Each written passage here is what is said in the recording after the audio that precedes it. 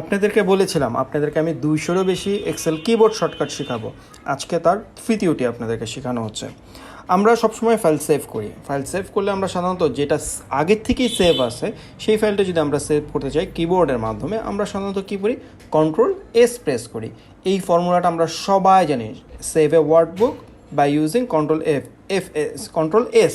যেমন এখানে আমরা একটা নতুন শিটটাকে একটু আপডেট করলাম, আপডেট করার পরে আমরা Ctrl+S চাপ দিলাম। Ctrl+F চাপ দিলে কিন্তু আমাদের আগের যে লোকেশন ছিল সেখান থেকে আমরা সেভ হতাম। বাট এটাকে যদি আমরা অন্যভাবে সেভ করতে চাই, নতুন লোকেশনে সেভ করতে, তাহলে সেভ ফাইলে যাব, ফাইল থেকে সেভ কপি যাব, তারপর আমাদের লোকেশন সিলেক্ট করব, ওই লোকেশন সিলেক্ট করার পরে আমরা সেভ করতে পারি।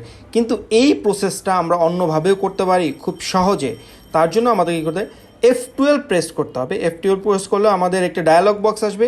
এই ডায়ালগ বক্সে আমরা নতুন লোকেশনটা সেট করব।